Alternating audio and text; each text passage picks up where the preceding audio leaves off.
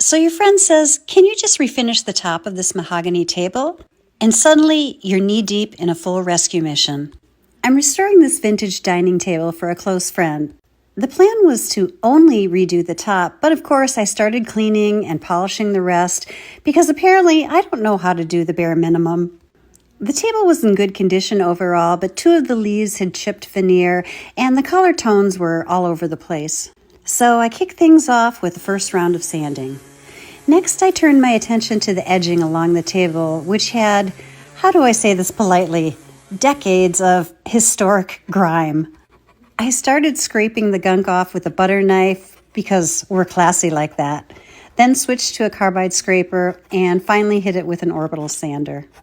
After the edges were degunkified, it came time to repair some bubbled veneer in two of the leaves.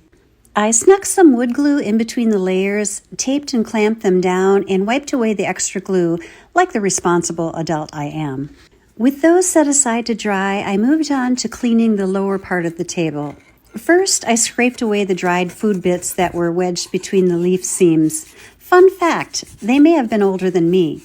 Then I brushed all the nooks and crannies and washed the table legs and decorative inlays with a brush and rag. Finally, I added wood conditioner to all the joints where the leaves fit together so they'll slide open and close a little more gracefully, unlike me on rollerblades. Round 2 of sanding time. I switched to a 220 grit to smooth everything out. Then I used 2-part hardening Bondo to rebuild the areas where veneer was missing. After it set, I carefully hand sanded everything to prep for the next step. For the last tasks of the day, I busted out my Restore finish to hand polish all the trim that I'm not refinishing. And finally, I applied pre-stained wood conditioner to every area I sanded. With my friend's blessing, I decided to go with the gel stain in the color Hickory. I didn't fully strip the legs, just gave them a light sand, so I brushed on stain there and wiped it off. For the tabletop and all the leaves, I applied the first coat and used multiple rags to wipe it back.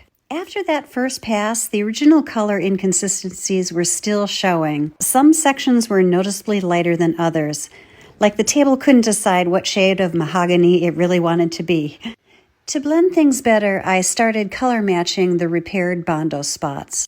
I began with a mahogany tone and added a darker shade to mimic the grain lines. Once it looked believable from more than 6 inches away, I sealed the whole area with shellac and gave it a light sand so the touch-up would stay put under the second coat of stain. After the first coat dried, I gave everything a good sand and went in with the second coat of gel stain. I showed my friend and she agreed. The color was better, but still a bit uneven. So, after another light sanding, I used a warmer walnut stain on the lighter areas to add some depth. And then I did something I almost never do. I misted the entire lighter panel with a walnut toner. It took several patient passes, but slowly the color started to match the surrounding sections. Finally, it looked consistent. With the color looking right, it was time to seal everything with polycrylic. I used a foam brush to apply a very light coat over the entire table, let it dry, and repeated that process for a second coat. I waited again, sanded everything smooth, and came back with a third and final coat. The finish leveled out beautifully, smooth, durable, and with just the right sheen. Here's a quick reminder of where this table started, and here's what it looks like now. Honestly, I think it turned out beautifully. When all 3 leaves are inserted, there's still a slight variation in color. The leaves were naturally darker because they'd barely been used over the decades, but it was nothing too distracting or dramatic. The top has a nice matte sheen, the mechanics slide more smoothly, and the whole piece looks refreshed and ready for another few decades of family gatherings. All in all, it was a gorgeous save for a gorgeous mahogany table. My name is Meg, and I show you practical tips for refinishing and flipping furniture. Be sure to hit the follow button for more.